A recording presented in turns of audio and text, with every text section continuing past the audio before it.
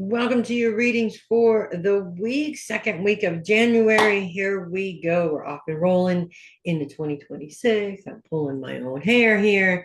Yes, the 10th through the 17th, and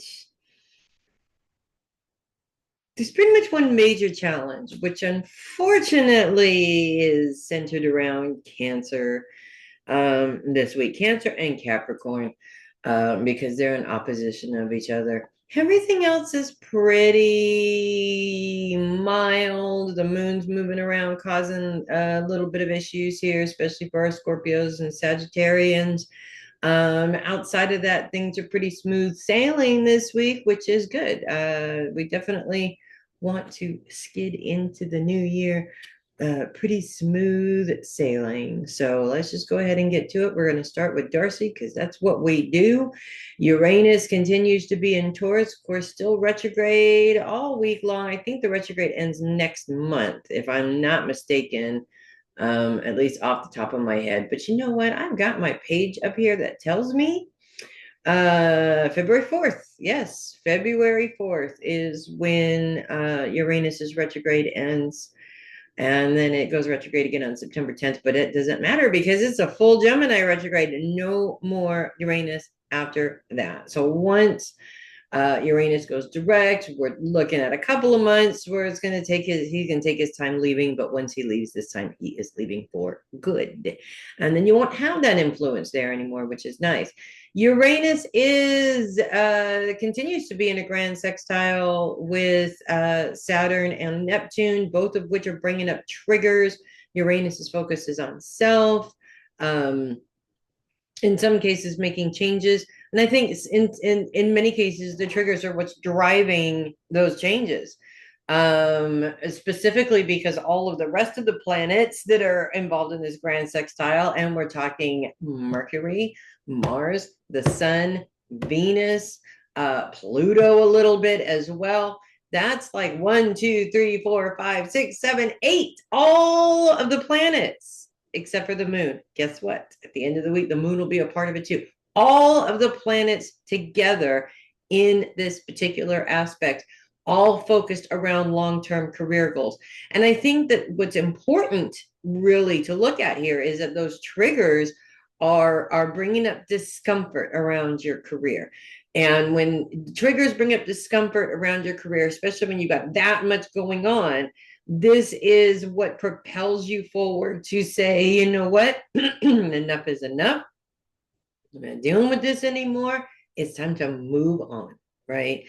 The problem with being a fixed sign, let me just be able to talk here. The problem with being a fixed sign, and I'm a fixed sign also, so I understand this, is that we get comfortable and we dislike change because it's a lot of work. And we'd rather not step out of our routine and have to, go through all of that. And so we actually are the ones that keep ourselves stuck in specific situations because we just don't want to change things. And then things happen to force us into that change because we just have gotten to a point where enough is enough already. And so that's what this looks like. A grand sextile is actually the planets all working together for a cause. And you have all, count them all, the planets working together for this cause.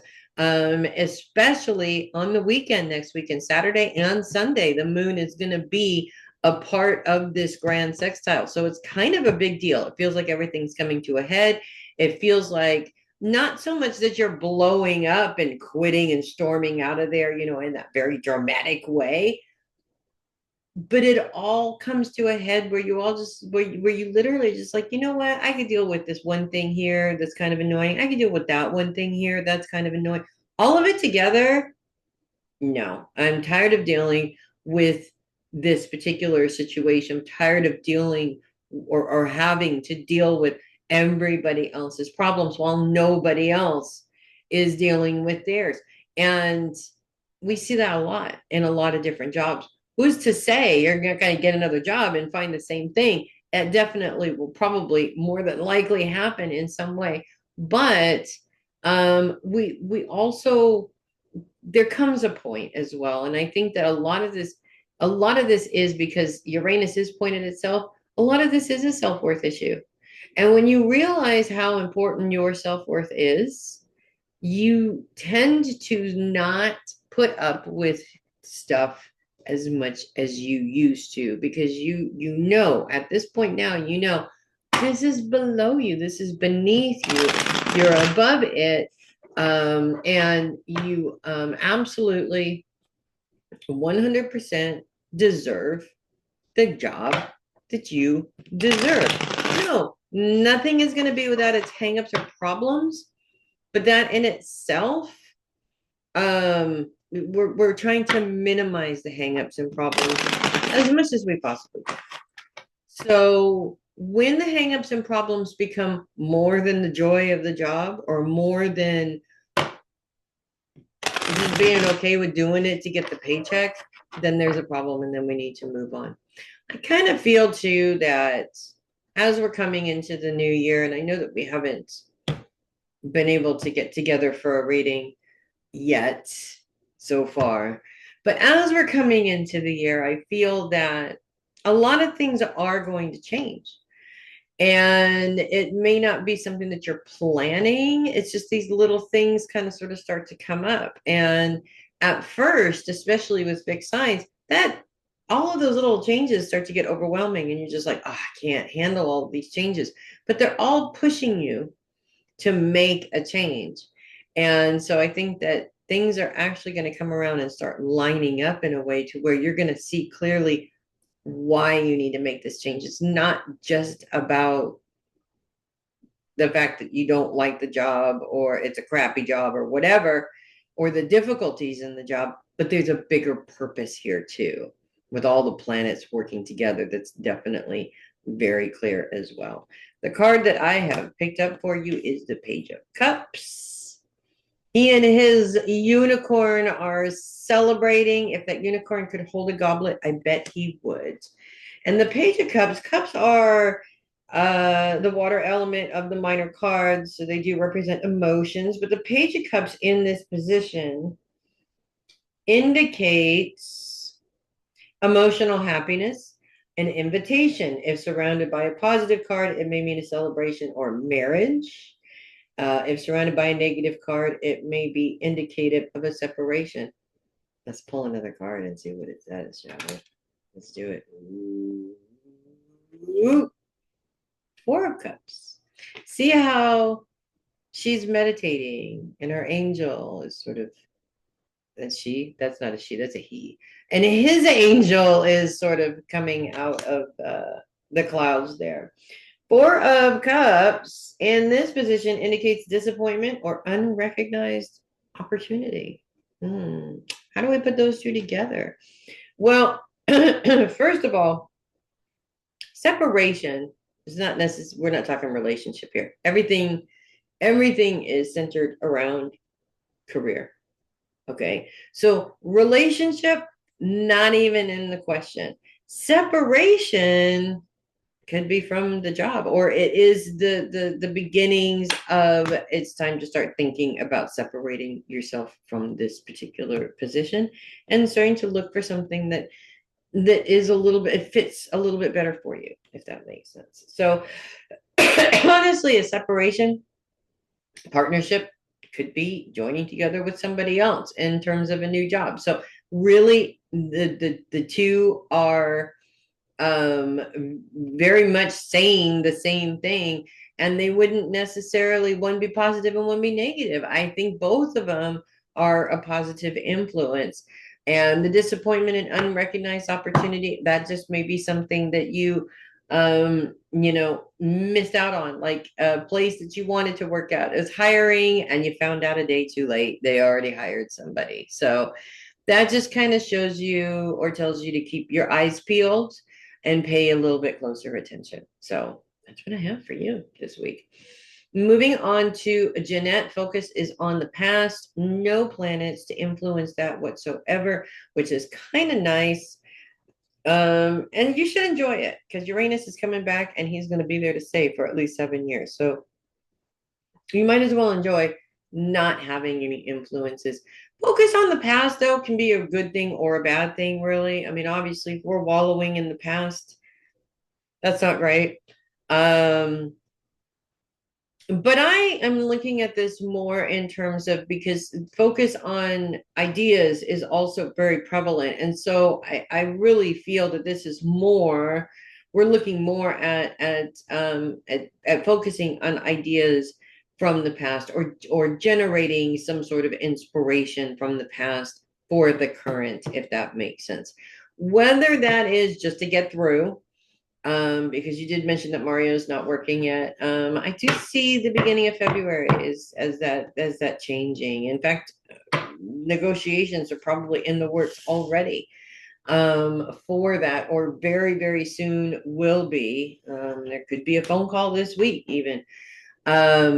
But so that could be just to get through. But also, you could be revisiting plans that maybe you've put on the shelf for a bit and now you're coming back to them. In terms of work, in terms of setting up your house, in terms of where you live, in terms of the sky's the limit there. So, revisiting ideas from the past, not necessarily a bad thing, but what you do want to do to make sure that they are successful now is to make sure that you identify all of the things that went wrong with those ideas in the first place. Gemini problems, we'll just start with Gemini problems, or any airhead problems, period. Great with coming up with ideas. Airheads can come up with a million ideas. Not so good with the follow through. Okay, not so good with the structure. So if you're revisiting old ideas, the trap always is that, we get excited about it and then we go, well, nothing came of it last time. Well, nothing came of it last time because we didn't do anything about it. Okay. And so we want to make sure that we add a structure to that idea now, because when we add a structure to that idea now, we have a better chance of success. So, and this is, to be honest with you, I feel that this is just as important for Mario as it is for you as well. Because a lot of the time when we're focused on something new, we tend to turn away from the past. Like my grandmother she's not a fixed sign, but my grandmother is, if I say, hey, let's move to Hayward. No, I don't want to go backwards. Okay. She hasn't lived in Hayward since she was a kid. It's been 90 freaking years since she's lived in Hayward, but God forbid she goes back and moves backwards, right? Now, I think there's obviously other reasons for that, meaning that if we said, let's move back to Fremont, it wouldn't be so much going backwards for her as it would be Hayward, because that's where she grew up as a child, and her, lots of memories there. I get it. It's very much changed. But a lot of us don't want to go backwards, or we have this thing wired in our brain that says, we cannot go backwards.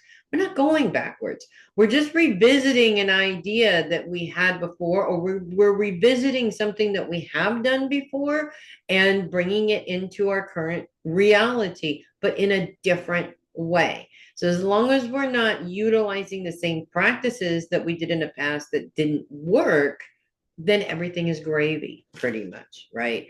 If we're going to keep doing the same thing over and over again and expecting different results, that's a different story, okay? That absolutely does not work.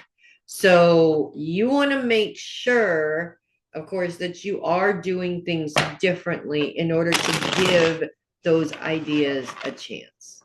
But inspiration from the past, not a bad thing at all. I'm about to start a new workshop here pretty soon. Dare I say, when I have time for it. And it was successful, but I didn't put enough time into it to see just how successful it could be. So revisiting that is still a great idea. Nobody else is doing it. And if I change the bad habits from the past, it could be a lot more successful than it was last time, right?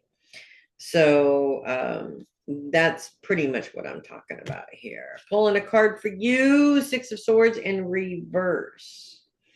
This card, you can see that he can see land. It's right there. He's almost there, which in some cases, when you see land, that's almost the most difficult part of the journey, because you know you're at the end of it, and it's so hard to get through those last steps, if that makes sense.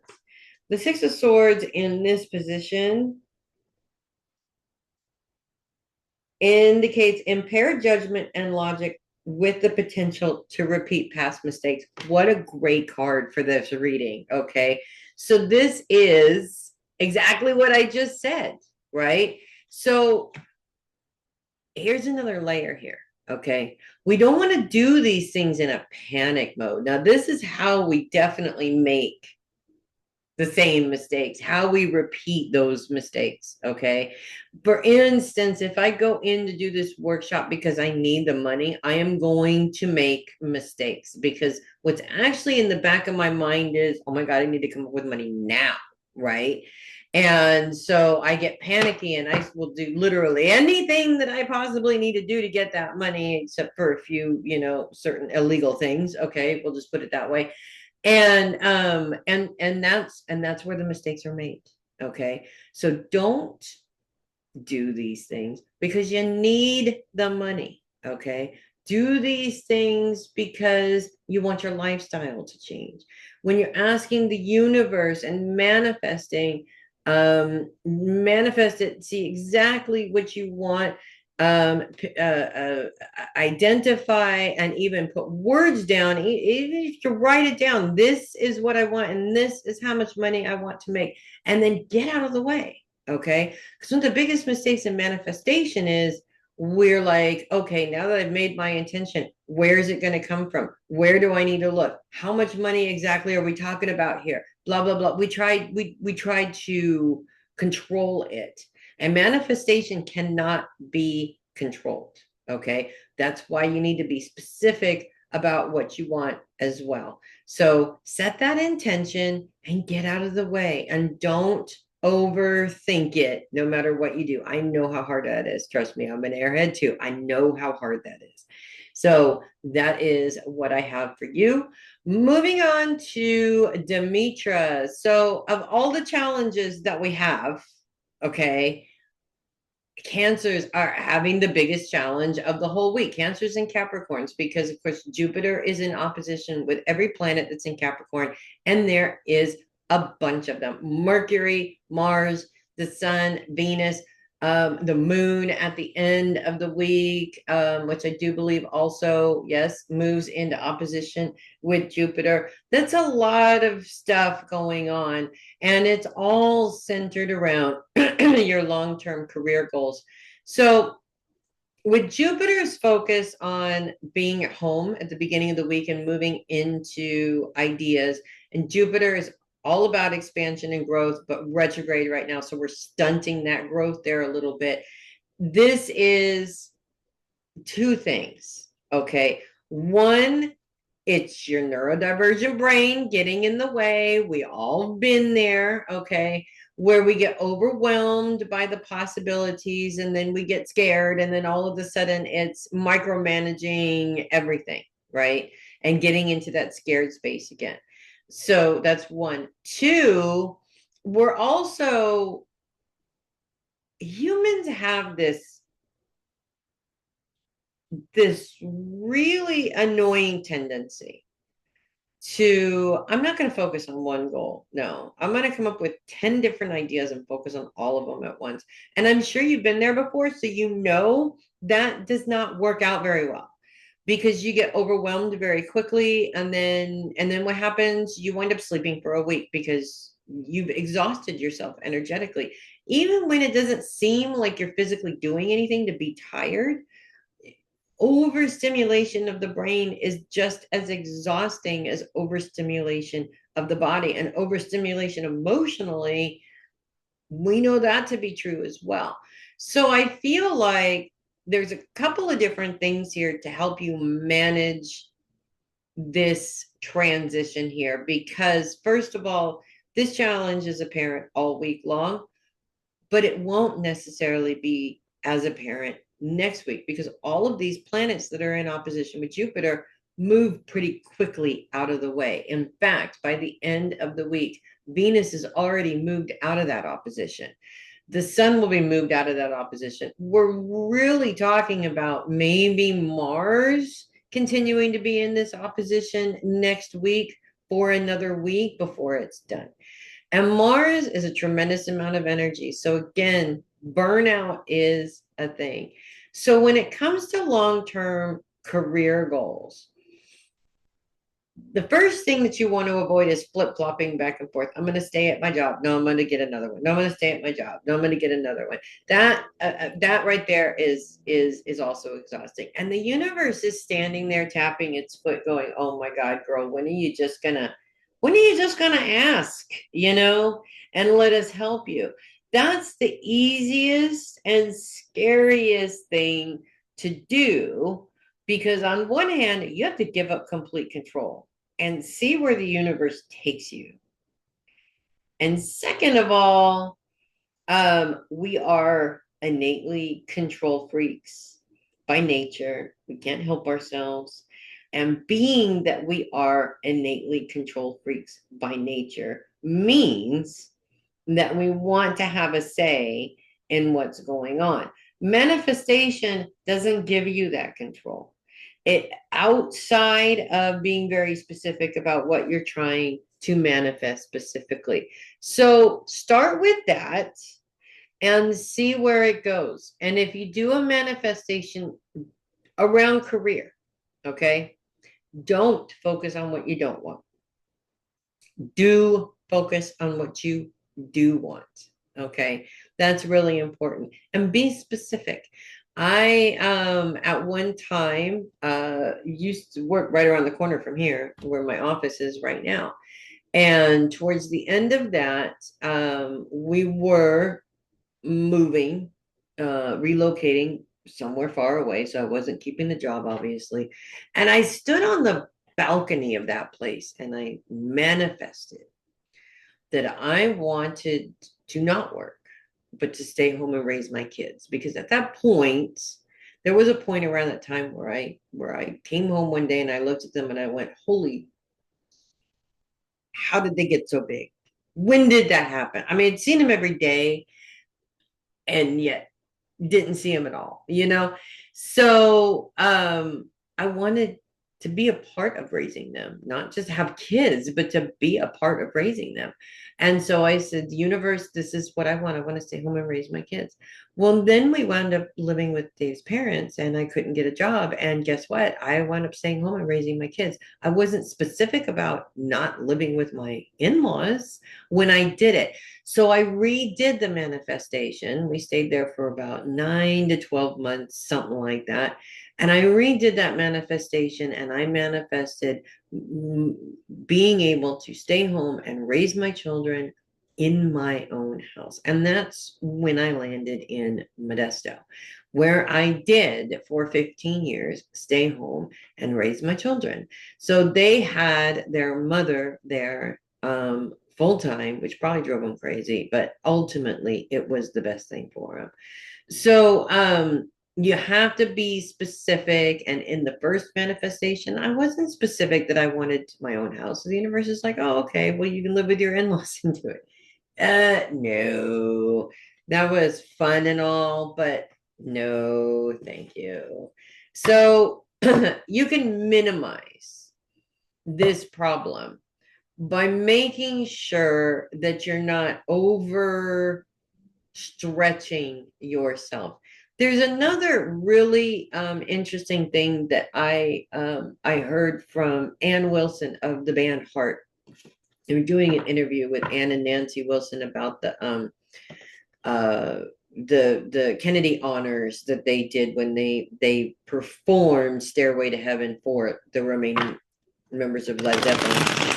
And she mentioned a meditation that she did beforehand, because This was a big show. If you have a chance to look it up on YouTube, first of all, this is a song that not a lot of people can cover. It's a very difficult song. Second of all, they had the band, her band, they had Jason Bonham, the original drummer's son, playing. They had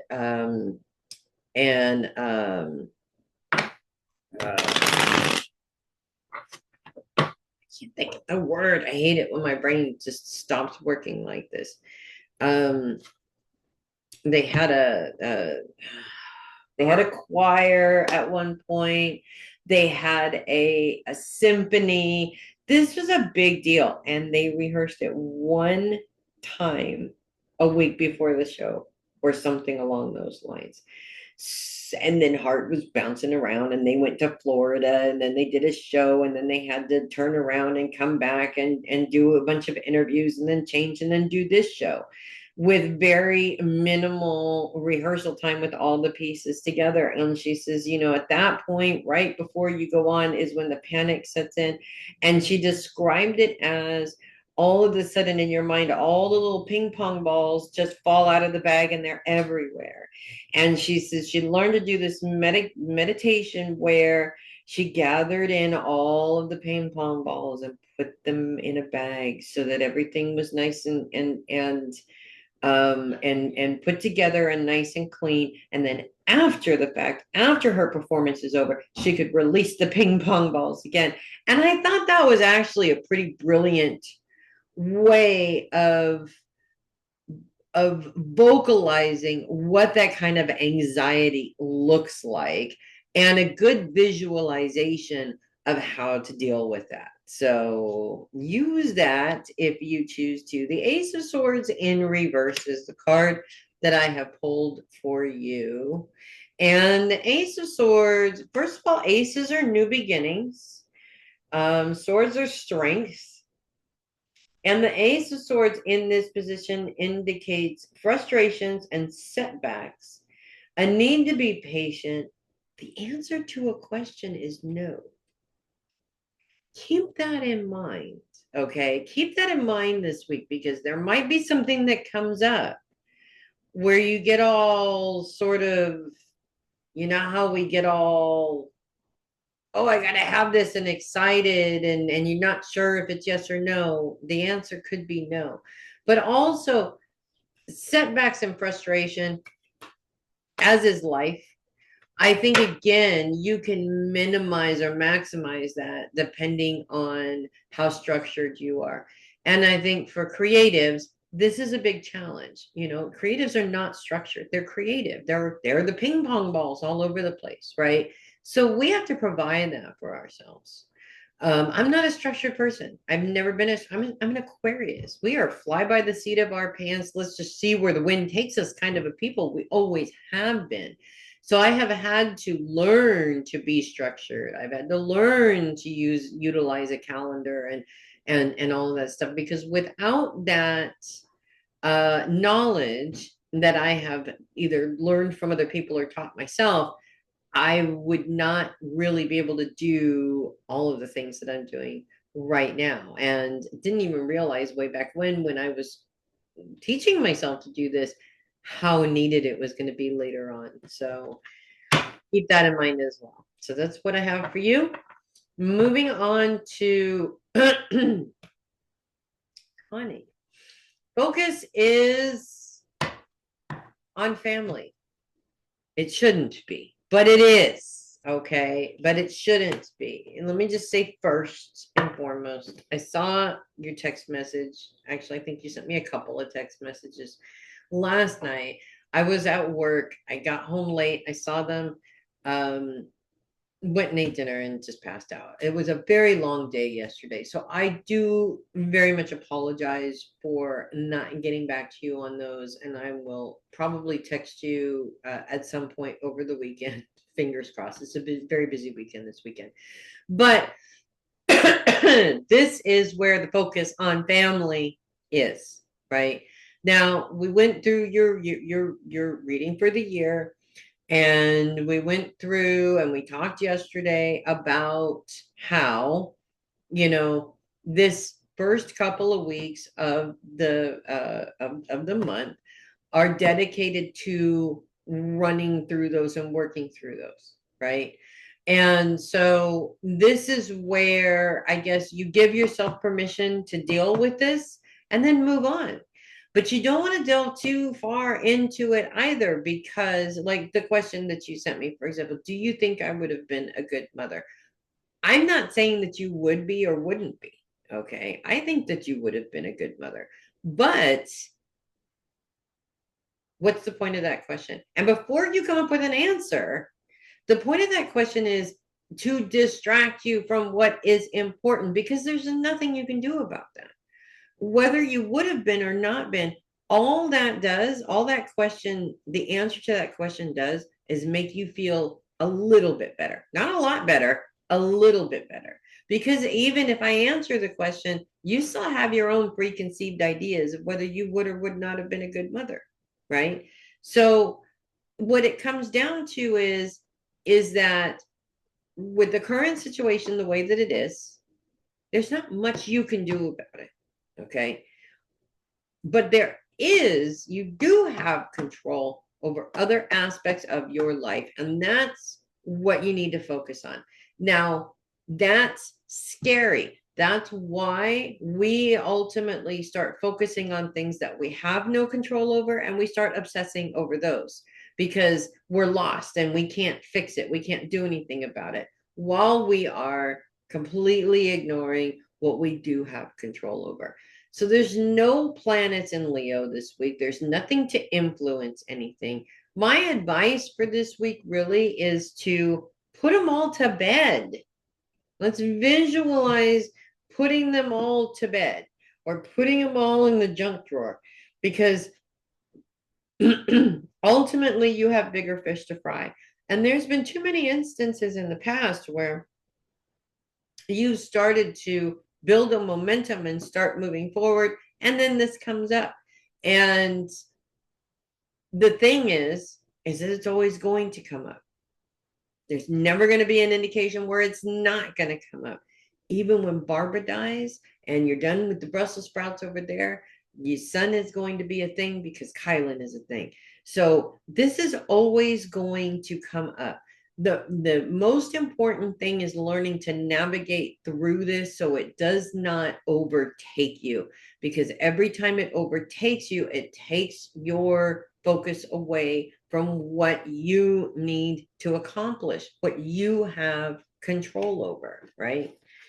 And that's really the biggest focus of this week, is making sure that you have, sorry, my husband just pulled up and the window is shining right in my face, that you have as clear of a channel as you possibly can to take care of the responsibilities you need to take care of. Whatever is going on with Milberg and whatever is going on with your new job. These are two very important, the most important things that are happening currently in your life right now. And those are the two things that you have some control over. Now, granted, you have no control over the outcome, but you do have control over how you approach it and what you do. And if you put it on the back burner too long, it could all blow up in your face. And that's what we need to avoid, right? The card that I'm pulling for you this week is the Six of Cups in reverse. This window being right here is becoming an issue. Six of Cups in reverse.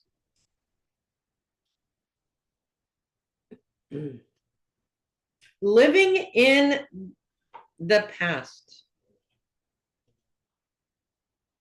Leave behind past loves and experiences and move towards the future. That's probably the best card I could have pulled out of the whole deck for you for that reading. So I'm just going to leave it there because even the universe said so. So that is what I have for you this week. Moving on to Jenny. Focus is on family. No influences whatsoever. No planets, no secondary influences, nothing. It's just, it is what it is. Obviously, I know you're getting prepared for the season to start here in a few weeks. Totally get that. But that also means that there is some time to focus on the people that that you're close to as well. It's almost like the last ditch effort of being able to have this time to focus on them, which is really important. So, and I think that this is a good time in the month to do it. It's early enough in the month. We're not getting really close to the end, and you're not doing so much overtime, and you're not doing so much hard focus on career the whole time. So I think this is a really good time to just, I would say, take like maybe the weekend or something like that to plan a little something, just you and the girls, going out to dinner, something along those lines, a ladies' night, but for you and the girls, just to kind of cement that relationship and take that extra time before the shit hits the fan. It's actually brilliant timing, really.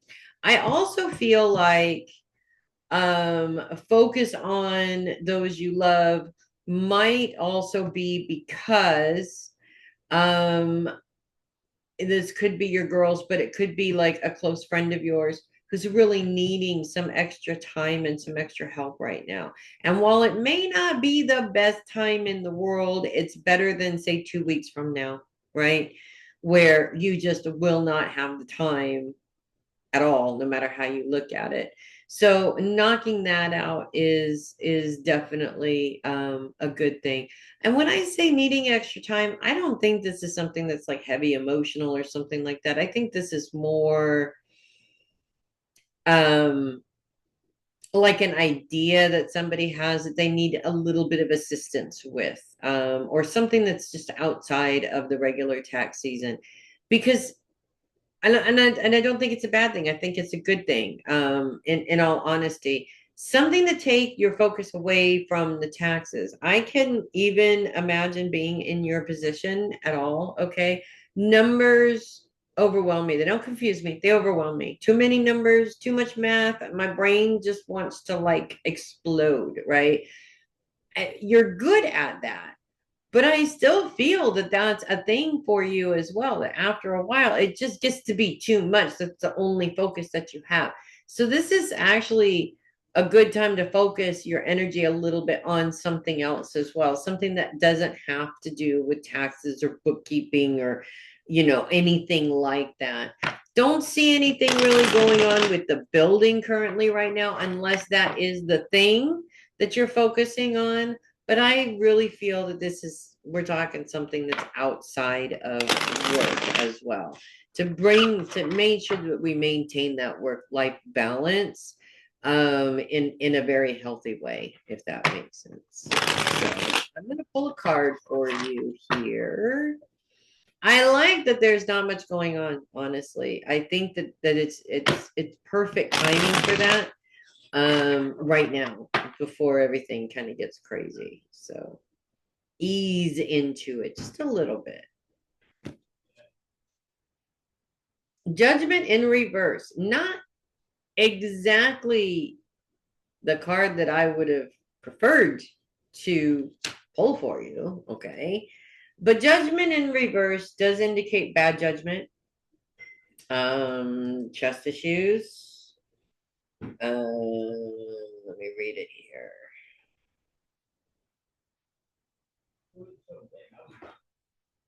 Poor judgment, disappointment, theft, divorce, and procrastination. So I don't see theft. Don't really see procrastination.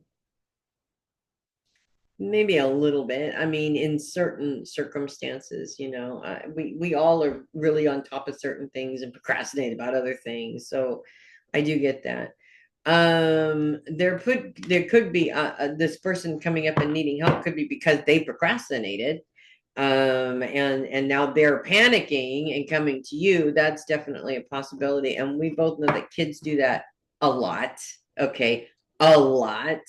Oh, I forgot to tell you that I had this project that they gave me 2 weeks ago that I have to turn in tomorrow, that kind of thing. They always do stuff like that.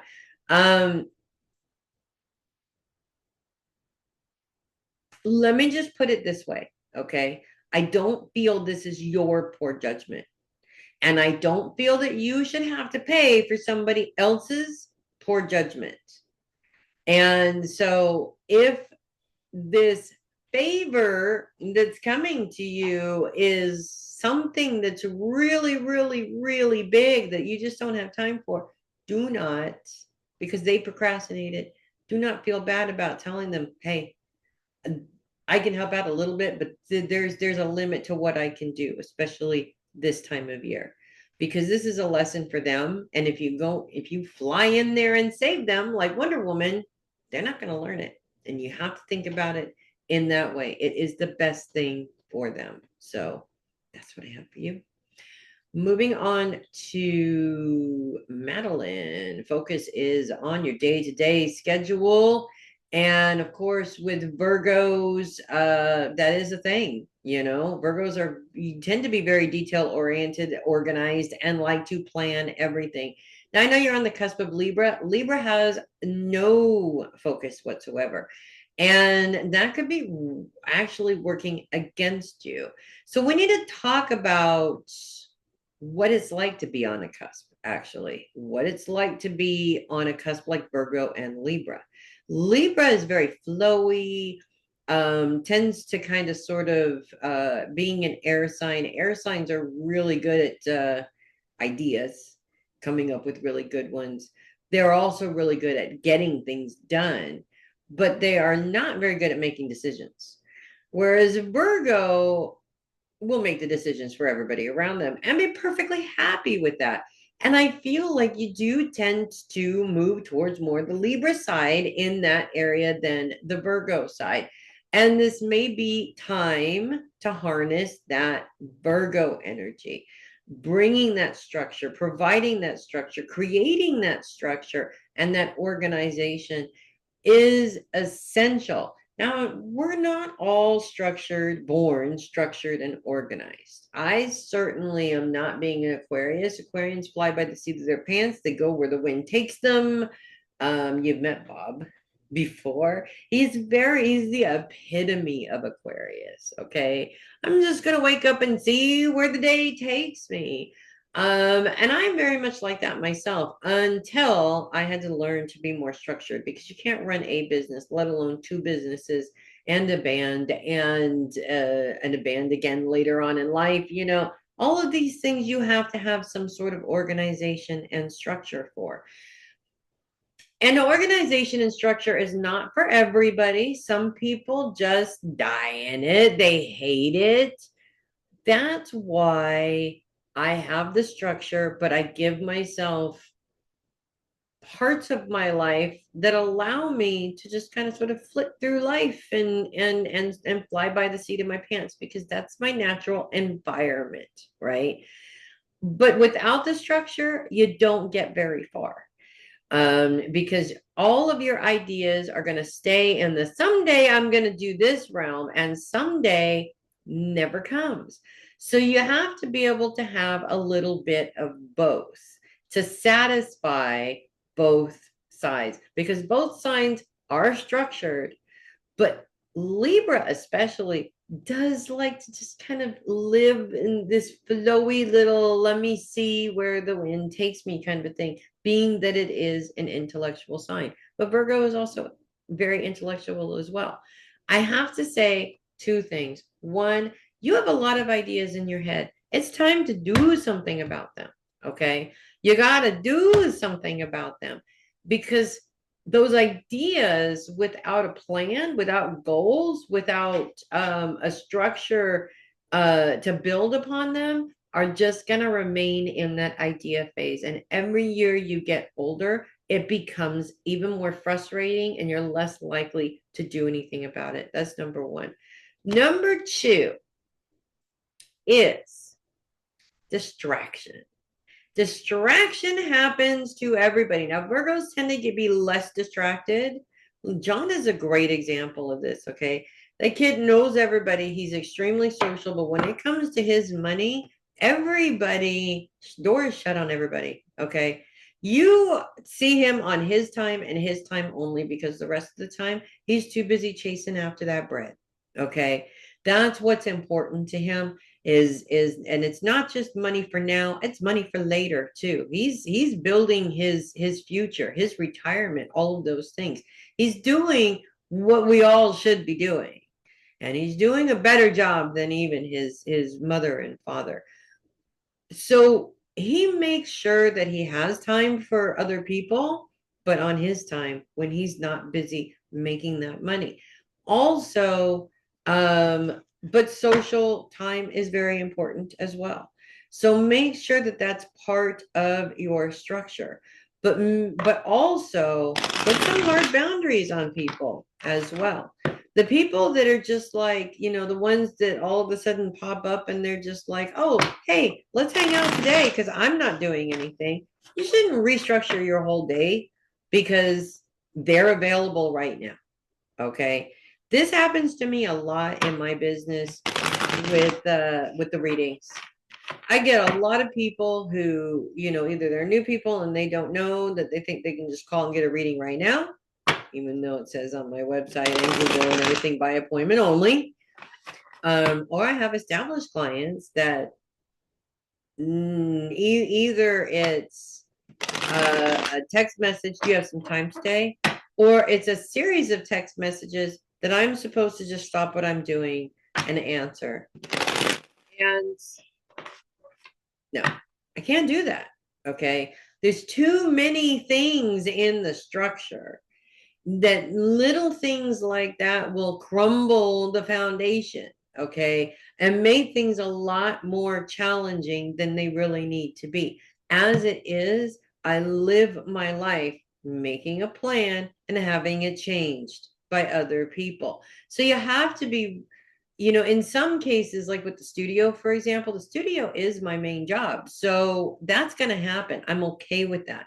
When it comes to other stuff, that's a different story. And that's where I lay the hard boundaries down on that one, especially if it were friends. Okay. None of my friends would do that. They have yet to do that. So, and I don't keep people around that would do that because, I respect their time and I expect them to respect mine. But it's a very common thing for people to be more focused on themselves and not necessarily caring about what everybody else is doing around them, because they should all just drop whatever they're doing when they show up, right? No. The Four of Swords in reverse is the card that I pulled for you today. And the Four of Swords in reverse indicates recuperation and recovery. So that's good. So we're easing into the year. There's no planets in Virgo. There's nothing influencing Virgo. That's not necessarily a bad thing. We're easing into our year, which is good. Taking that time to rest and recuperate while you're making your plans, not necessarily a bad deal at all. So that is what I have for you. Moving on to Linda, focus is on your day-to-day schedule. Totally the best place for you to be, really, being the organized Virgo that you are. Nothing influencing anything right now. There's no planets in Virgo. There's no secondary anything in Virgo. We are literally just easing into the year, focused on what you want your schedule to look like. That's what's really important here. Okay. You are no longer in a position. Now, let me just put it this way. Obviously, you have a job, and yes, your job says you have to be here at certain times. And yes, you have your husband and your visitation. And yes, you have to structure that. But aside from that, you are not in that position that you used to be, where you had so many different people and organizations that were vying for your time, to where you had to be uber organized. And this is actually a really important time of freedom for you, because you have the opportunity to sit down with your blank planner and say, what do I want this schedule to look like? And it's brilliant and it's wonderful and it's exciting and it's a little scary. I'll grant you that. I can see that it is a little scary also, but for the most part, it's freedom. And for you to be able to sit there and create the schedule that you want makes a huge difference. Granted, it's going to change, but you know what? That's okay. You're very good at navigating that change. Being a mutable sign is a wonderful thing for that reason. Where mutable signs get hung up is they're very easily distracted, but I don't see that with you. I mean, obviously, yes, it can happen, but it's not necessarily where you live, like most other mutable signs. Okay, they do get easily distracted. And I think that Virgo in particular is a mutable sign. It's so detail oriented and controlling in some ways that they tend to not be as easily distracted as the other mutable signs. So I think that this week is a perfect time for that. Last week we were just getting off the holidays and kind of getting past everything that happened in the last couple of weeks, in the last month and a half, whatever. This week is really, let's get down to business and really focus on, what do I want my year to look like? What do I want to put into this schedule? What do I need to put into this schedule? Et cetera, et cetera. So let me pull a card for you. 10 of Cups in reverse.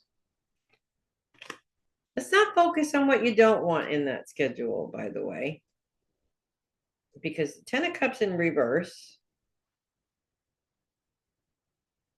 misunderstandings, quarrels, breakdowns in communications, and incompatibility.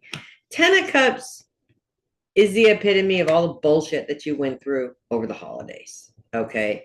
Now, we do not, when we're manifesting, we do not want to sit down and say, well, this is what I don't want. Because the universe goes, I'm sorry, did you want to fight with your family more? Okay. We don't want that. Okay. So let's make sure that we manifest what we do want. And that's going to take some serious cleansing breaths to let that go, because you don't want to go into the year with that as your main focus. And I think that's why it's brilliant that we're starting this process in the second week of the year instead of the first week. The first week it was very fresh. This week, as we're going into it, it's not as fresh. So we want to put that away. Let it go, put it away, stick it in the junk drawer, however you want to do that. And sit down with your counsel with a clear head and a clear focus of where do they feel is the best direction for you. That will probably help you successfully navigate this year a lot better than trying to avoid what you don't want to deal with, if that makes sense. So that's what I have for you. I'm going to take a little break and I will be right back. Okay.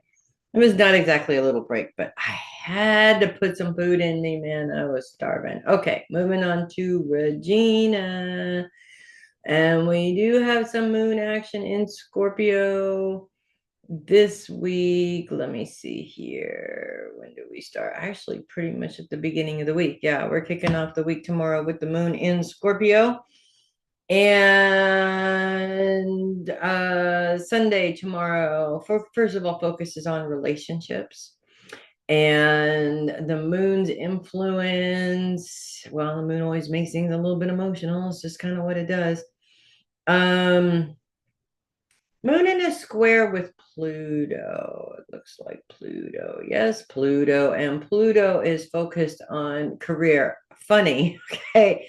Not funny, haha, as in it's a joke. Funny because we were just texting back and forth about you wanting to throw your keys in your manager's face this morning. Literally. this morning. So yeah, this is all around work relationships, and Pluto is all about power and transformation. And I think that what's really significant here is that when we don't make changes until things get so emotional that we force the change, especially fixed signs, which Scorpio is also a fixed sign. I seem to have a lot of fixed signs on this list here.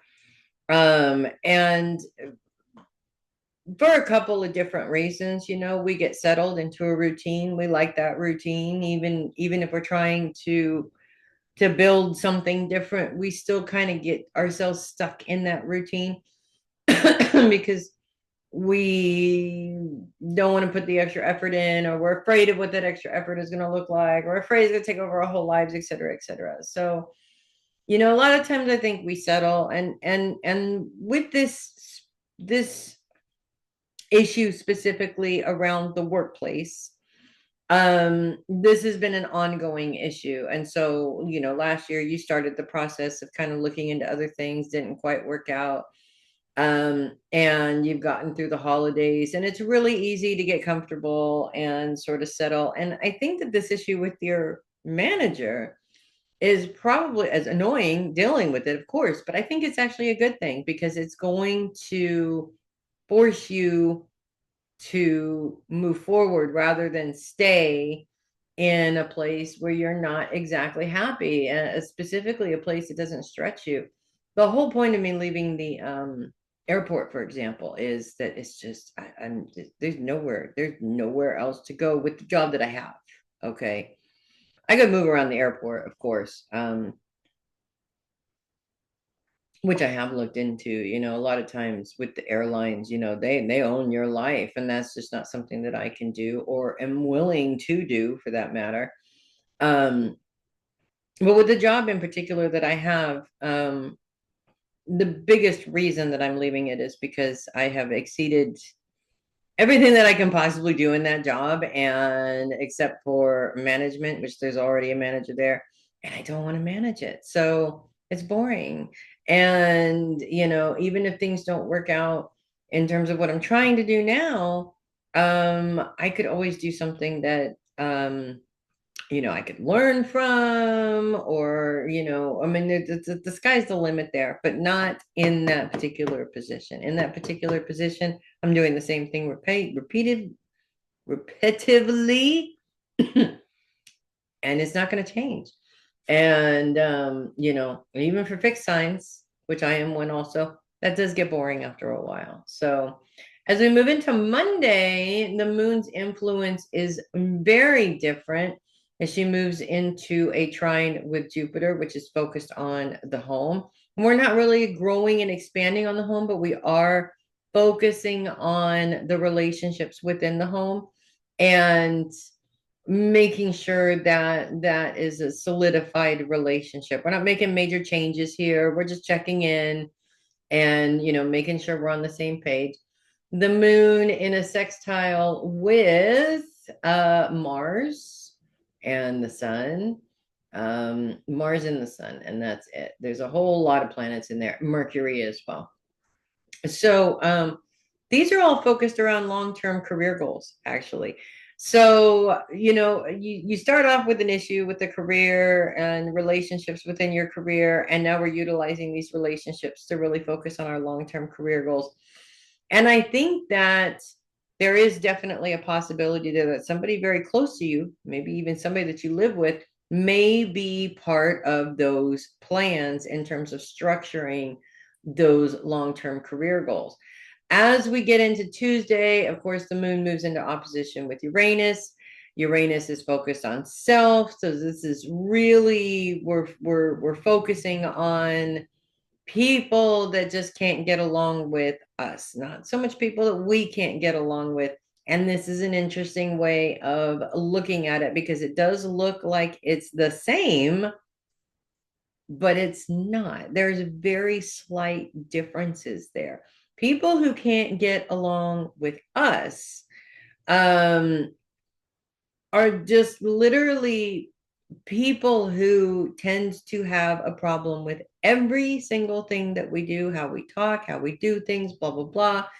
And it's like they're constantly calling you out because you seem to be the problem, because of course it's never them. This is, of course, one of those nasty narcissistic traits we all know and love. But beside that fact, this is always going to be a problem, obviously. I mean, we shouldn't change ourselves for everybody.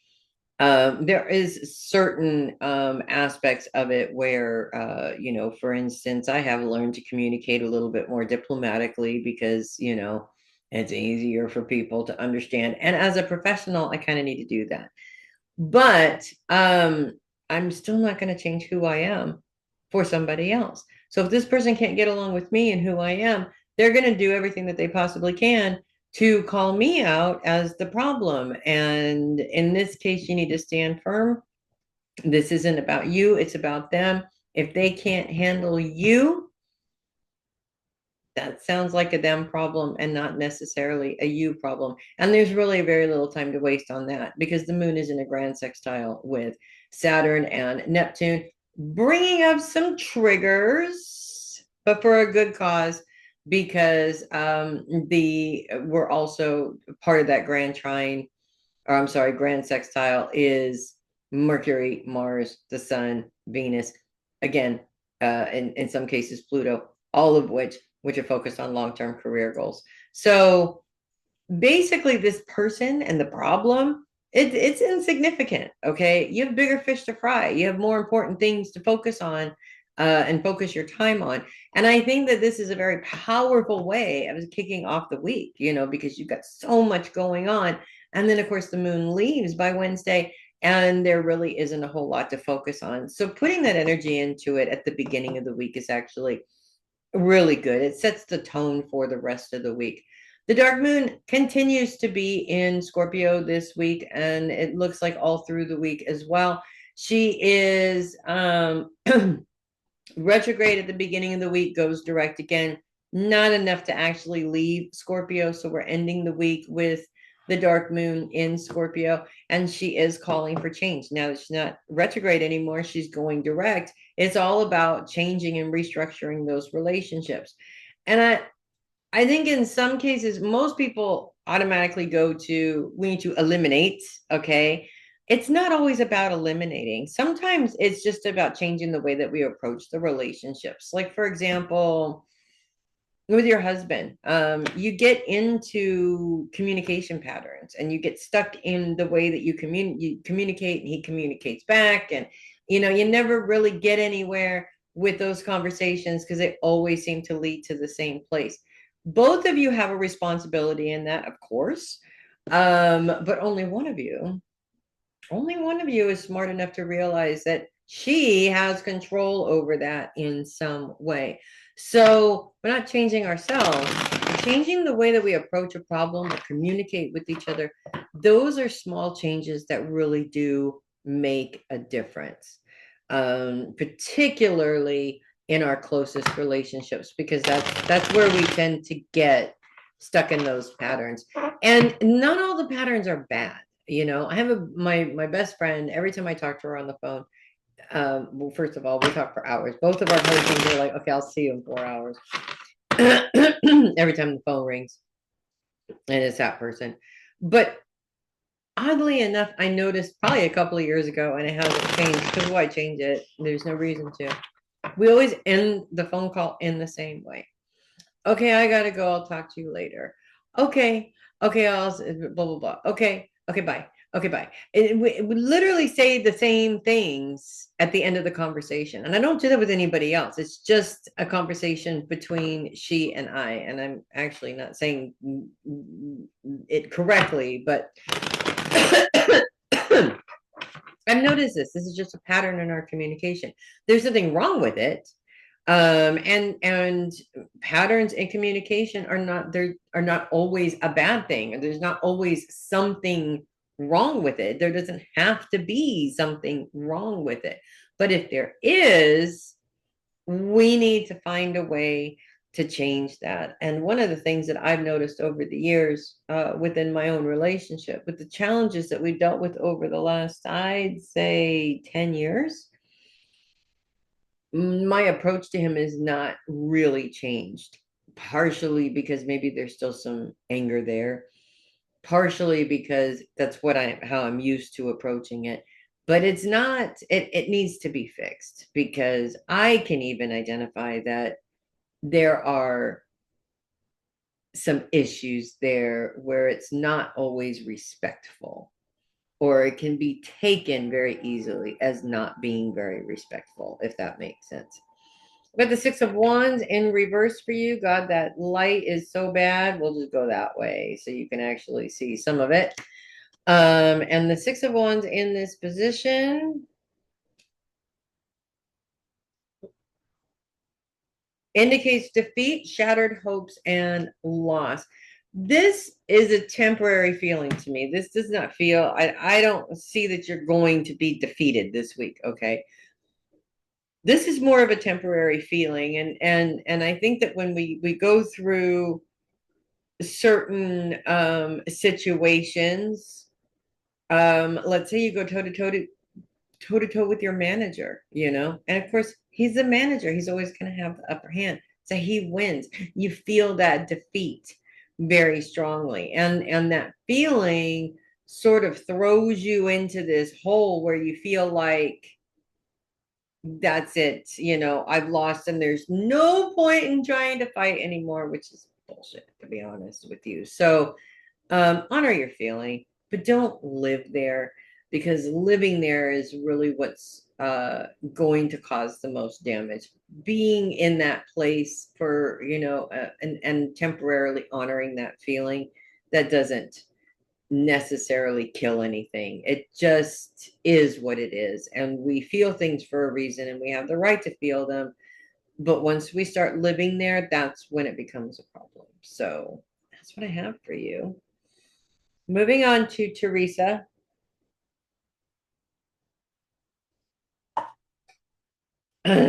I don't scroll Facebook very often, but I did the other day, and I'm really, really sorry to hear about your husband. He hung on there for a while,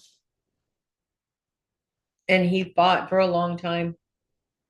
And I'm very proud of him for being able to do that. And my heart really, really hurts for you, because I know that there was a lot of emotions around the last few years with him.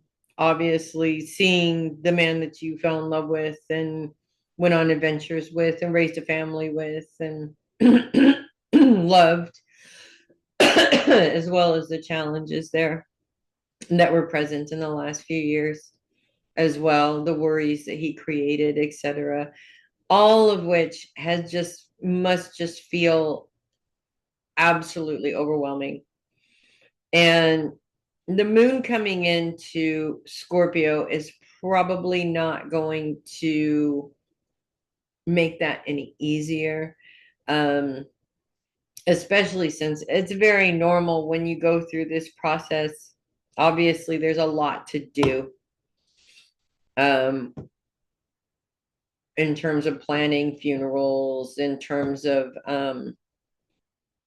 making phone calls to the family and gathering everybody together, and all of that, such stuff. And there's always complications, and I think that the moon really is going to bring up some complications around all of that for the first few days, but it's also going to provide a helping hand at the same time, which is nice.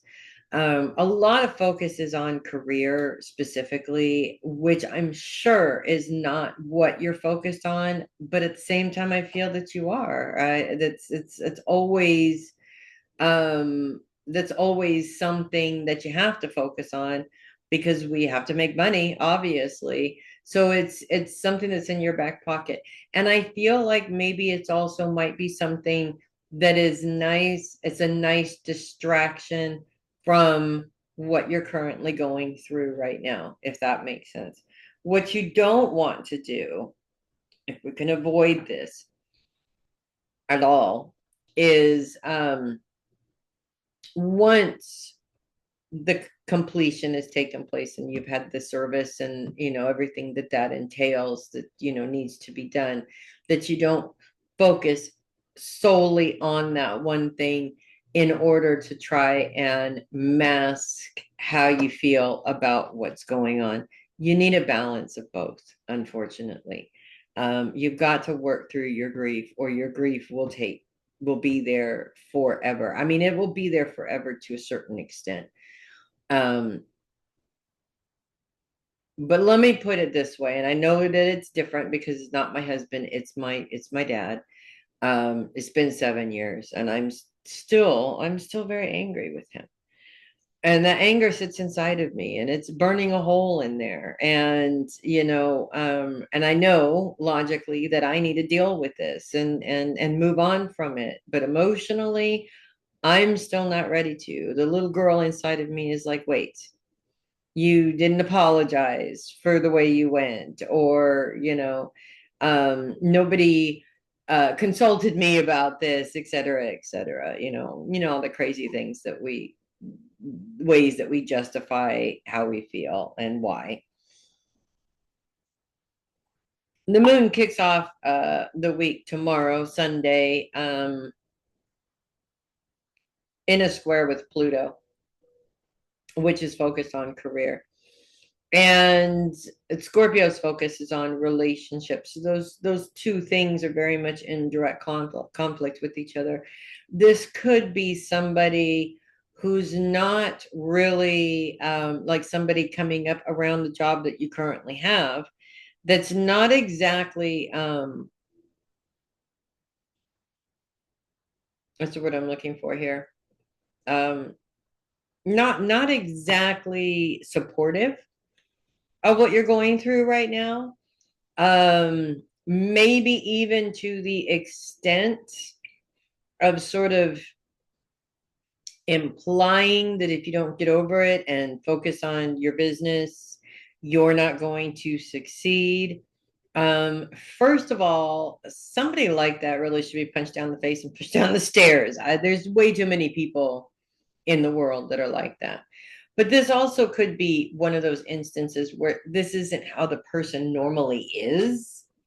It's just an emergency situation, and they're panicking, and and they need you.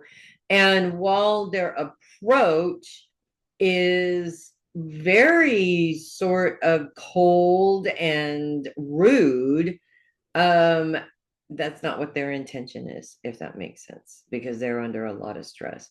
So on one hand, you don't want to add another stress to an already stressful situation. On another hand, having something else to focus on for a minute might not be the worst thing in the world, because it does sort of give you a break from what you're currently going through, at least for a minute. So it could be a challenge, but it actually could be exactly what you need right now, if that makes sense.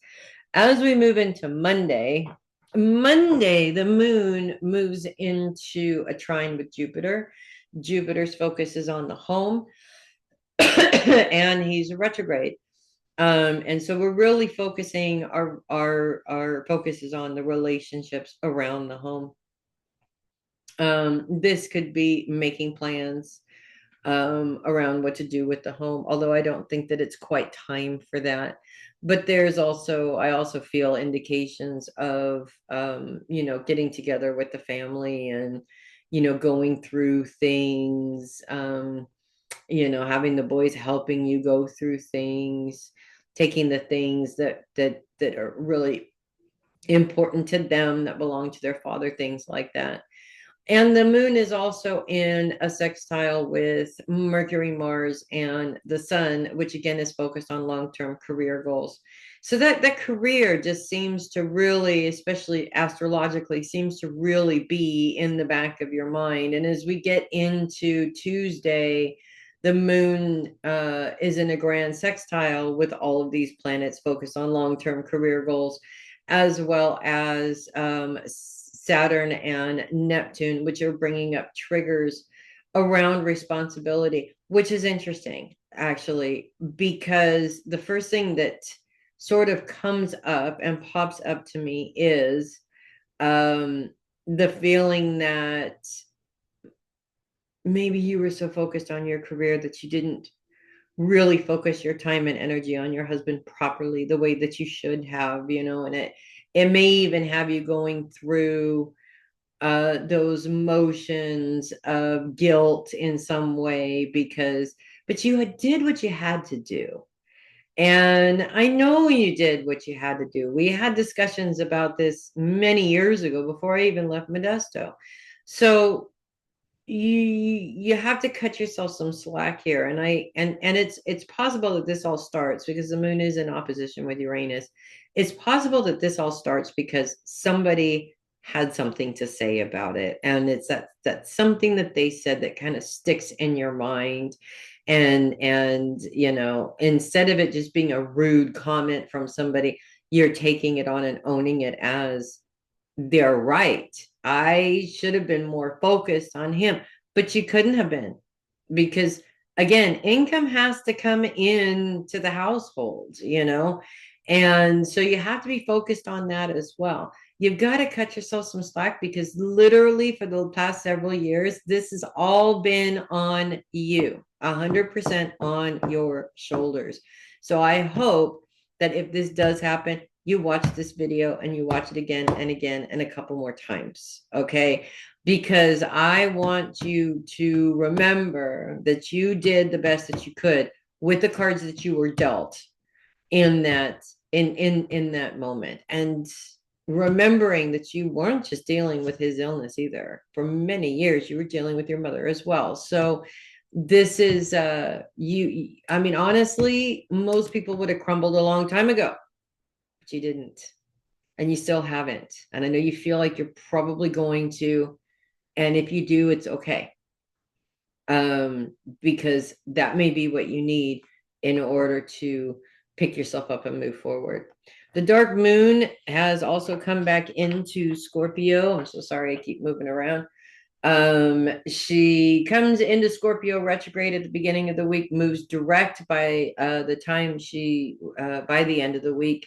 And she's calling for change. And with that focus, that change focus on relationships, this could be a restructure of those relationships. There could be people that you had relationships with that you're starting to see now and wonder why you've had those relationships with those people, and whether or not it's even worth it to keep them in your life anymore. It also could be an element of some people who you thought you had really close relationships with that are all of a sudden ghosting you and not there. And that could be partly because they don't know how to deal with this situation, because they're not emotionally able to deal with this situation. It could also be because they're just selfish and self-centered, or they can't understand why you're being selfish and self-centered right now, because you have every right to be selfish and self-centered right now. But ultimately, I feel that we have to do an inventory on our relationships every now and then to make sure that we're looking at it logically, and not stuck in our feelings on that particular subject. The people that are important are going to be there. The people that you thought were important but aren't there may not be as important as maybe you thought they were, or maybe they just aren't emotionally mature enough to show up and be there for you, if that makes sense. The card that I'm pulling for you is Strength. Oh my goodness, this is like the perfect card. You have the strength to get through this. I know it probably doesn't feel like you do, but you do. And take care of yourself. Spoil yourself whenever you can. Don't feel bad. Don't feel guilty. this is exactly what he would want for you. And you know that this is exactly what he would want for you. So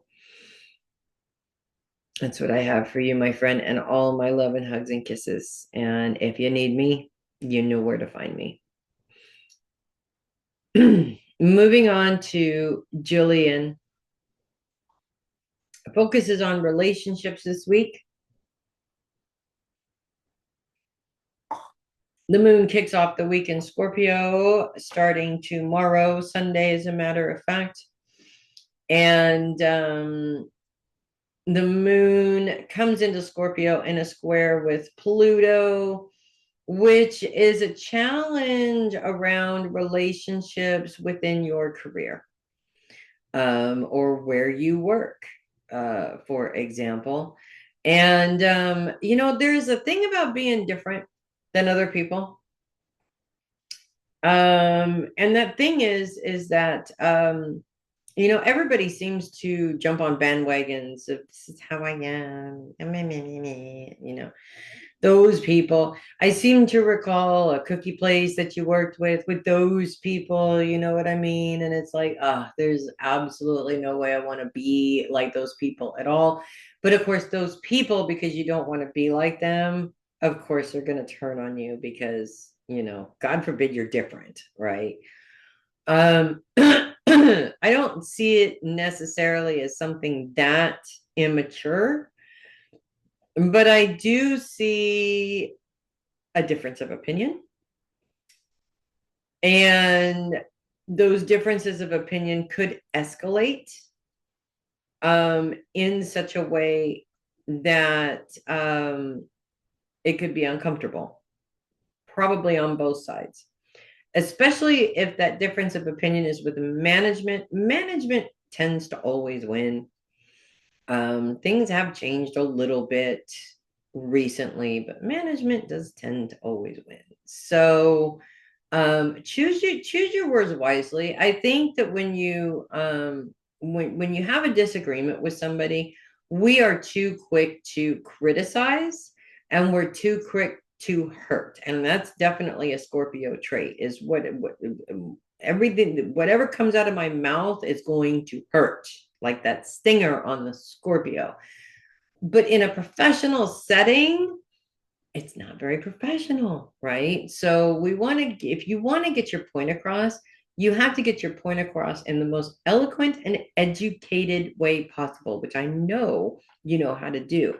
That will get you farther than acting like those people, if that makes sense. And those people threaten and they whine and they manipulate and they do whatever it takes to get what they want, but ultimately they don't always succeed because they're not doing it the right way.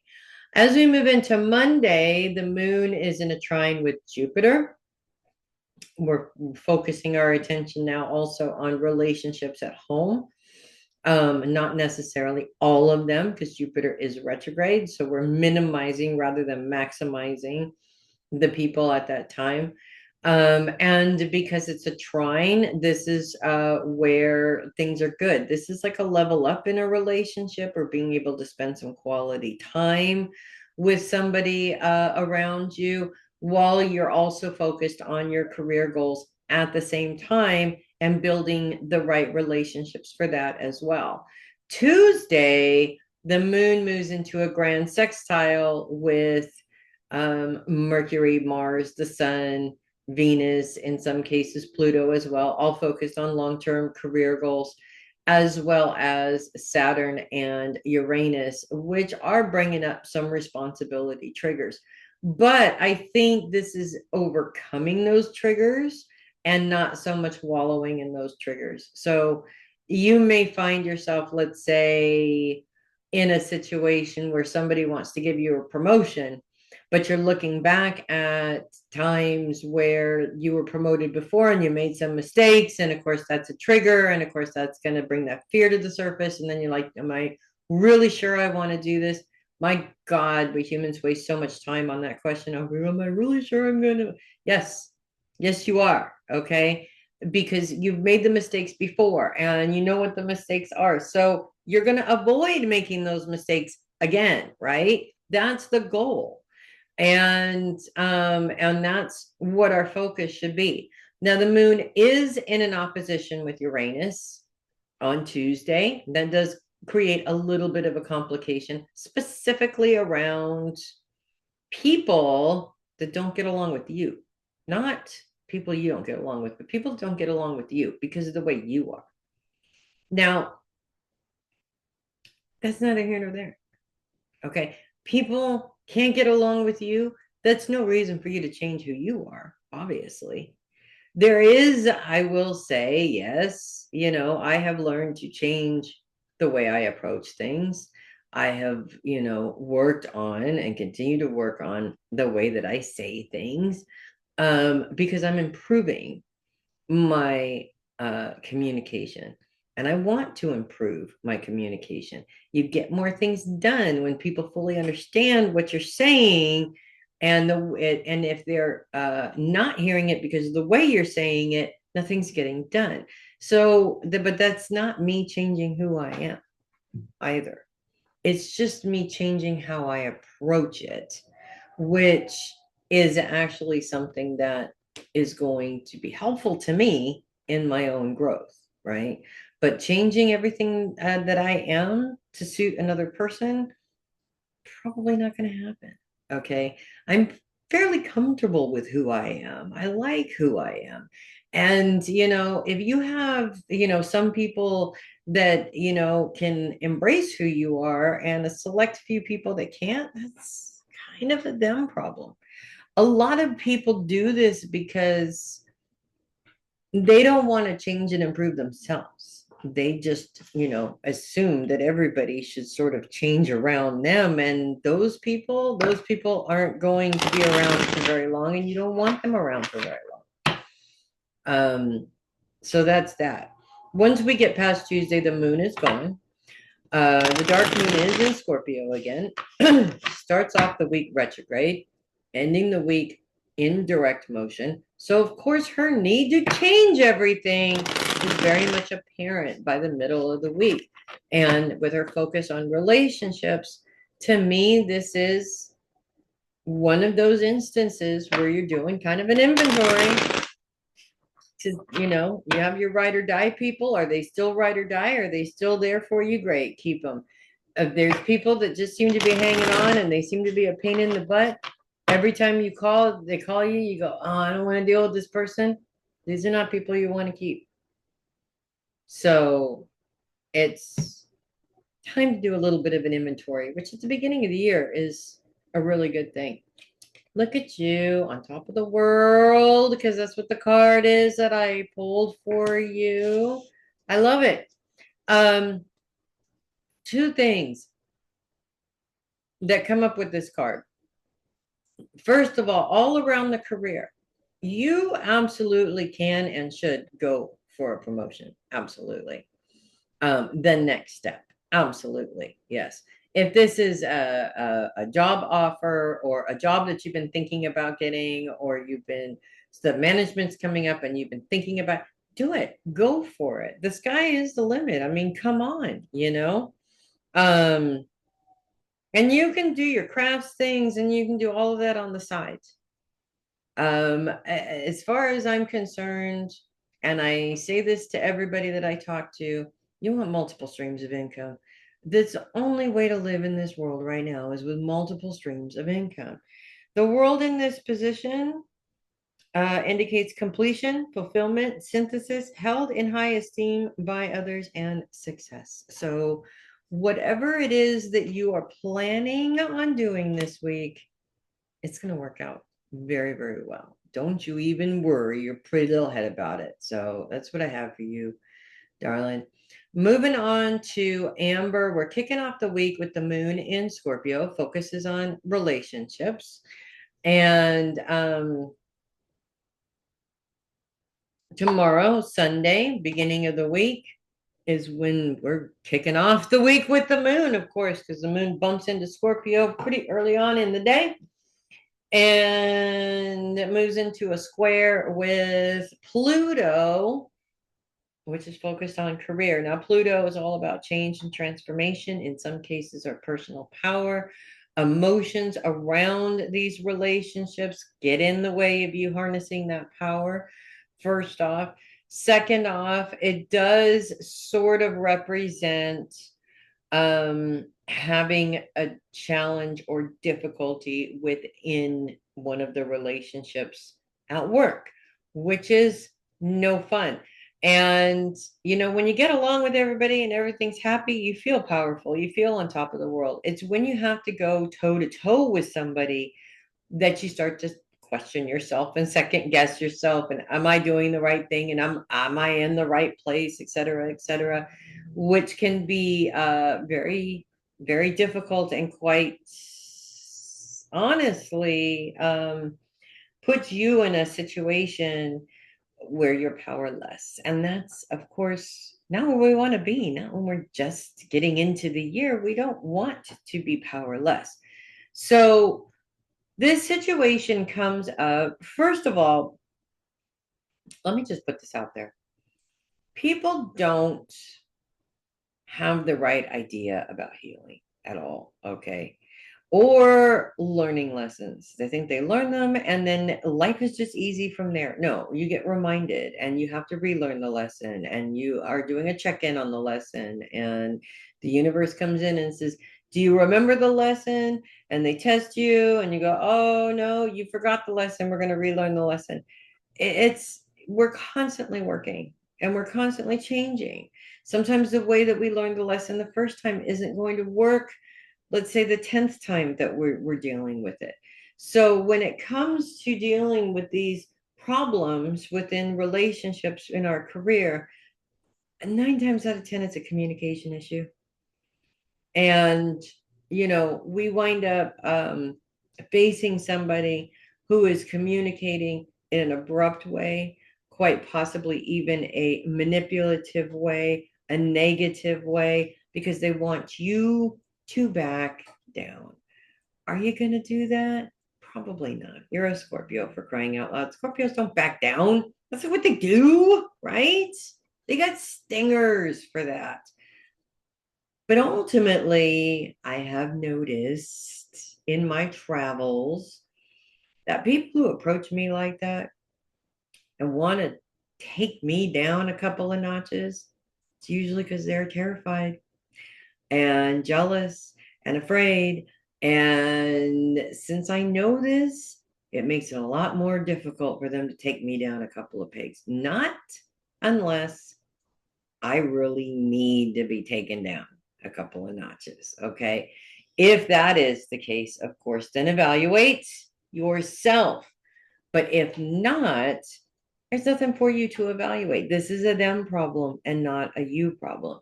As we move into Monday, the moon moves into a trine with Jupiter. This brings relationships that are close to home into the mix, as well as career relationships, because the moon moves into a sextile with Mercury, Mars, and the Sun at the same time, all of which are focused on long-term career goals.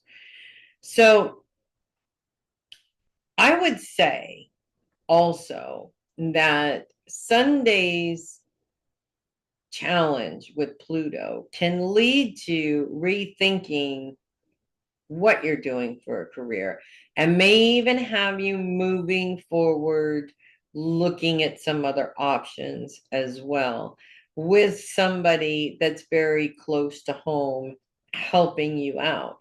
I kind of feel Kailin around this, because both of you will be going through the same thing. And I know for a fact that she is having issues with jobs as well. And so this may be something that the two of you kind of sort of come together and put your heads together and go, you know what? Maybe we can come up with an idea together instead of trying to do this on our own, if that makes sense. It's a possibility.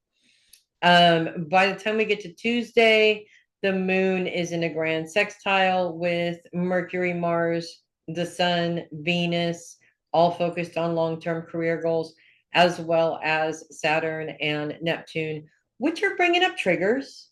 But I think we're overcoming these triggers in order to in order to see that we are powerful enough to move on to something else and create change and create something else.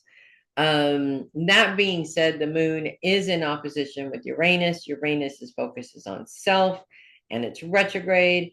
And this would definitely indicate somebody who is a stickler. There's only one way to do things, and you don't do things any other way. And you're more of a creative. And that creative energy flows very differently. And so it's really kind of like not seeing eye to eye with this person and their plans. And this person may even go so far as to make you feel like there's something wrong with you because you're not getting what they want you to do, but there isn't anything wrong with you. Okay. You're just different people. You approach things differently. That doesn't mean there's anything wrong with you. So a compromise, if you can, is good there. But also I feel that this could be playing into the reason why some career changes may be needed as well. The dark moon's also in Scorpio all week long, starts off retrograde, moves direct later on in the week. When she moves direct later on in the week, she's all about change and drastic changes at that. And so, of course, that is also focused on your relationships as well, making these changes. I take this as, especially it's the beginning of the year. So it's a really good time to inventory some of those relationships with those people that you have around you. We go through life and we pick up these people and we gather them around us, and it's life is great, and then there comes a point where it's not, and you find yourself going, oh, every time the phone rings, when this person calls or text messages you or whatever. These are not quality relationships. Okay, if you feel like that, you don't want to be spending any more energy on these people. So it might be time to cull the herd a little bit, but it also might be time to change the way you approach each specific relationship as well. So that's on a case by case basis. I have got the hermits. Actually, let's just say maybe this week is a time for reflection and learning and growth on your part rather than the party and the hanging out and all of the socialization, right? Because the hermit in this position is, I need to take some time for me. I need to disappear into my cave, and I need to focus my energy on learning something new. I need to focus my energy on self-improvement in some way or improving something specifically. And we definitely have to take a break from everybody around us in order to do that, because they can be, oh, pardon me, they can be pretty big distractions. So that's what I have for you. Moving on to Kailin, the moon kicks off the week in Scorpio, in a square with Pluto. The moon's focus is on relationships. Pluto's focus is on career. Interestingly enough, because you said a few weeks back that have been thinking about leaving a job, because they're not, showing you the respect that you deserve.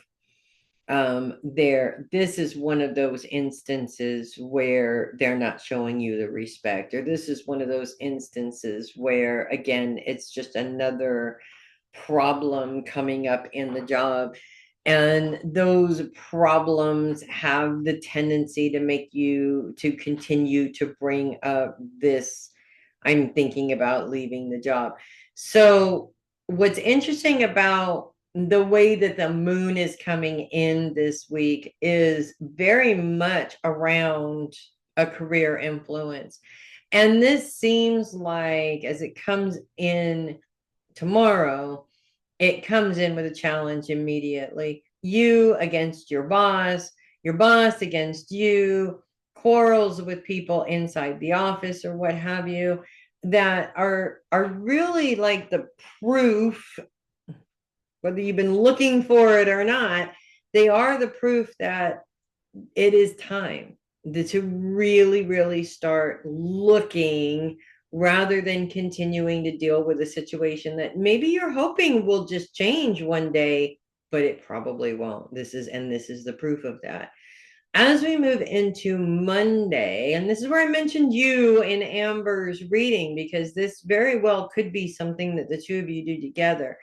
The moon moves into a sextile with Mercury, Mars, and the sun, all of which are focused on long-term career goals and building the relationships around those long-term career goals. But the moon also moves into a trine with Jupiter. Jupiter is retrograde, so we're not looking for new relationships here. We're focused in our circle here, because Jupiter's expansive energy is actually going into this very small little circle right here. And these are relationships that are closer to home. So what that means is we're talking about our personal relationships, not our already established business relationships. Now, it could be, not ruling out already established business relationships. It could be somebody that you're working with also that is fed up, and the two of you decide, hey, we're going to go form something different. We're going to go do something different. Or we're going to get together and work together to resolve this situation, or work together to oust this damn manager and hopefully get a better one in. Something like that. But closer to home to me means your personal relationships, already established relationships, which is what I thought of, Amber. Just saying. As we move into Tuesday, that sextile becomes a grand sextile as Saturn and Neptune enter the mix. And what's interesting about this is that Saturn and Neptune are bringing up triggers, responsibility triggers, triggers around your intuition.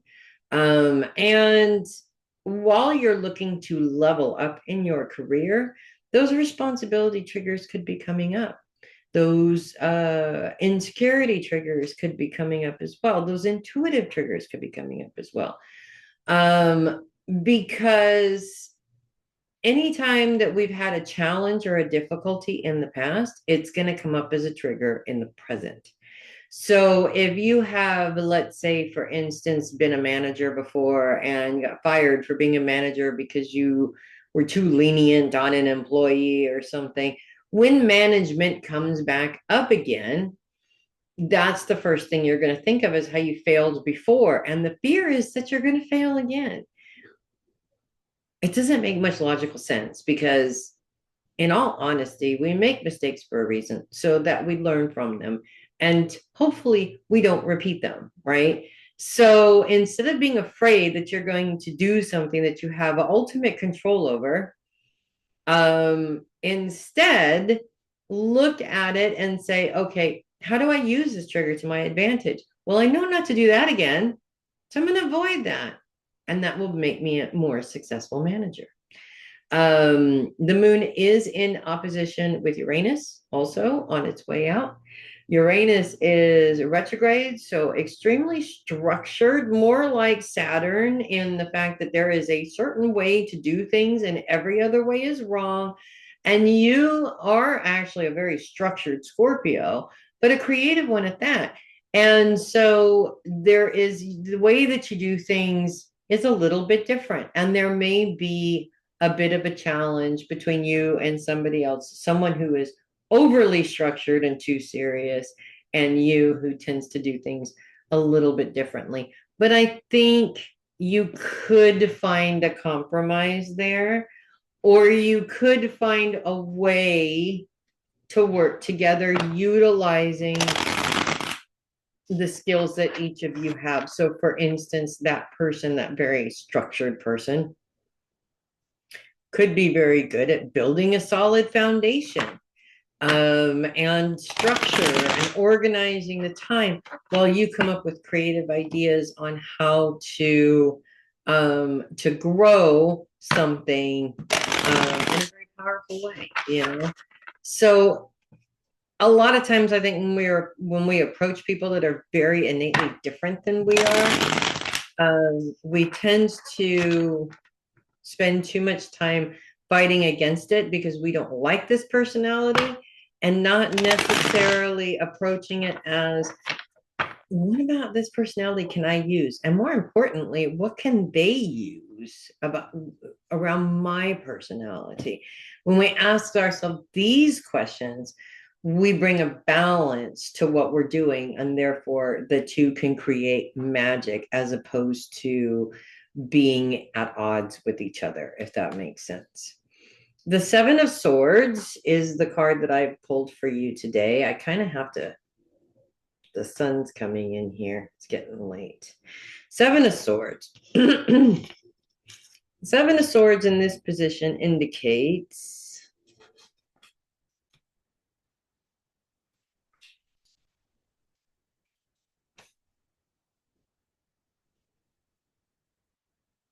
tricky situation requiring great care, treachery, and deceit. So you want to make sure, obviously, if there are any issues at work, you definitely want to think your way through before you make decisions. You don't want your emotions to make decisions because you're not, when your emotions are at the helm, you're not thinking clearly. You're definitely not going to make clear decisions. And most importantly, you're not paying attention to what's going on around you. And you could be sidelined by something without even being able to see it coming.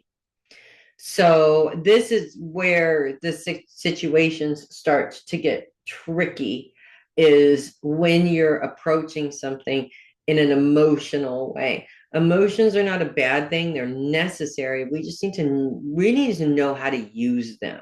And that's, I think, where most human beings really fail, is we don't know how to use them properly. They're very important tools at our disposal, that we have, but unfortunately a lot of times people have a tendency to get carried away with them.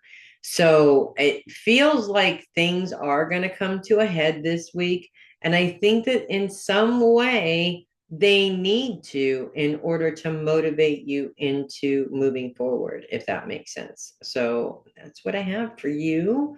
Moving on to Peg, we have no planets in Sagittarius this week except for the moon coming in. And with focus on money, that may or may not be a bad thing. It really depends. On Wednesday, when the moon comes in, not really interacting with any other planets. And so in this particular case, the moon really does have a very important function, because we're really looking at money in terms of security, which is, of course, very important. And this could mean that that is your focus in terms of making money for security reasons this week. This also could be or signify that a lack of monetary security is having you focusing more on making sure that you do have that monetary security, because it is really important, especially in this world where everything is so expensive. As we move into Thursday, the moon moves into a square with Saturn and Neptune. And this brings up triggers, money triggers from the past, a lot of fear, um, a lot of guilt, a lot of opportunities to berate yourself for not being responsible with money in the past, and now you're dealing with it again. And when will I ever learn? Or this could be around somebody else around you where they're being irresponsible with money and unfortunately coming to you to fix the problem, which is very annoying and frustrating, and nobody wants to deal with that. But also heavily in there is Neptune. Neptune's all about intuition. And it's either ignoring your intuition around money or not using your intuition around money again, right? I think that when it comes to money, intuition is very important because it's the best tool that we have, especially those of us that are trained intuitives. It's the best tool that we have. And we spend too much time trying to figure out the problem and forgetting that our intuition can actually help just provide the solution for us. And so, this situation with the moon tends to get emotional. We tend to kind of get dragged down with it. It makes everything kind of sort of bleak, and we can't see the reality of what's going on around us. Intuition takes all of that away and makes it brighter, makes it lighter, makes it much easier to see what's going on and what's in front of us and which path we need to take in order to solve our problem. So I feel like if there is a problem, it's almost like you saw it coming and you ignored it. And now you're kicking yourself because you knew better. We all go through this numerous times. The lesson is we need to learn from it, right? Stop ignoring our intuition, our most powerful ally. Start utilizing it to help push us in the direction that we need to be, or place us in the right placement, instead of trying to figure it out on our own, if that makes sense. Luckily, we're talking a couple of days, a little bit of influence on Wednesday. Actually, the little bit of influence on Wednesday is very powerful because the moon goes into Sagittarius on Tuesday. On Tuesday, in a grand sextile with Saturn and Neptune, and maybe a nemesis on Thursday, but they're very helpful on Tuesday, as well as Mercury, Mars, the Sun, Venus, all of which are focused on long-term career goals. So a lot of energy is going to in that particular direction, and then all of a sudden it turns into being emotional about money. So I think also there's a couple of things around that. One has to do with our fears. Again, those past fears, they can really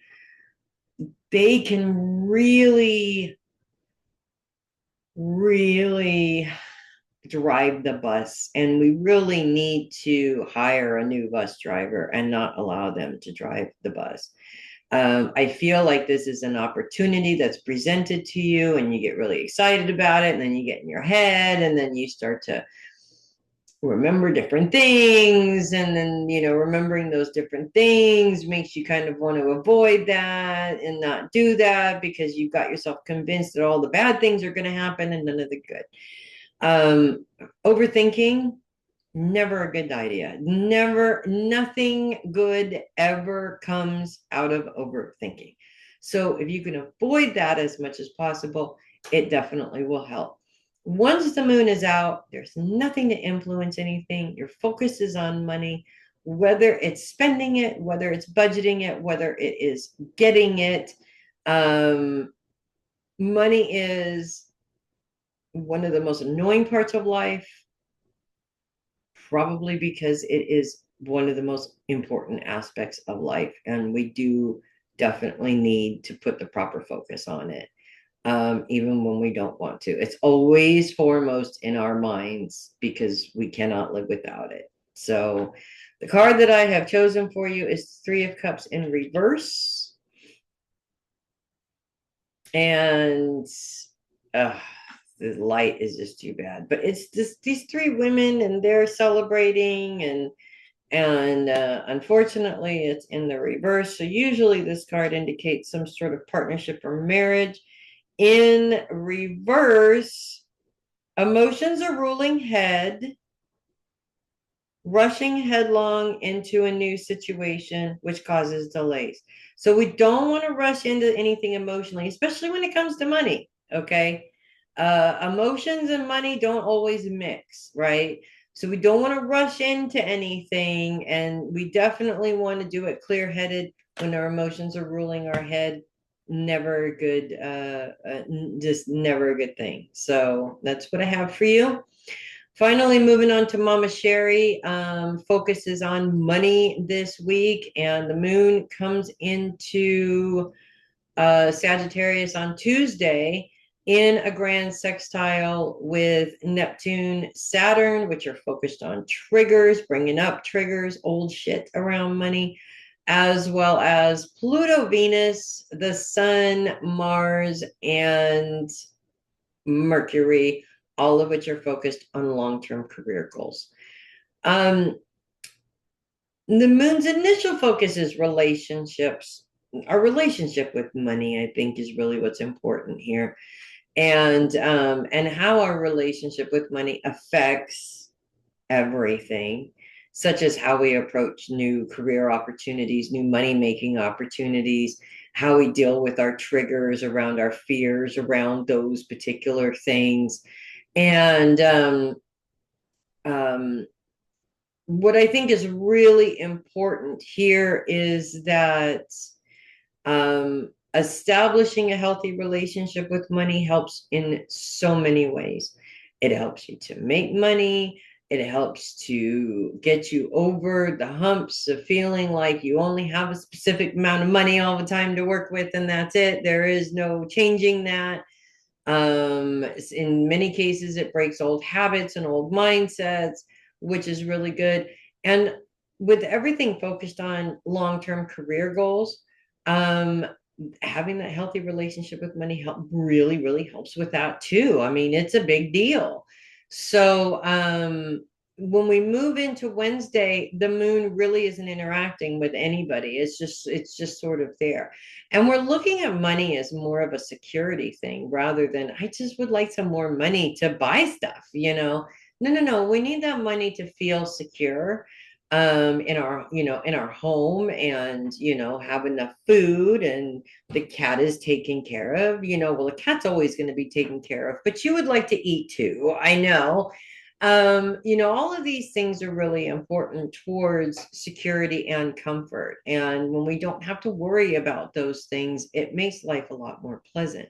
But as we get into Thursday, the moon moves into a square with Saturn and Neptune, and those triggers become very heavy. Those old fears all of a sudden seem to seep in and take over everything. And that sucks because, of course, it makes you feel like you are stuck, like you're frozen, like you can't move forward, like you're just, you know, a deer caught in the headlights kind of a thing. This is a temporary feeling. This feeling should not take over your whole entire life. Okay. Absolutely not. So honor the feeling, embrace the feeling, say, okay, feeling, I understand you. We've been there before. Let's use this feeling to see how we can avoid being there again, if that makes sense. Pull a card for you real quick here.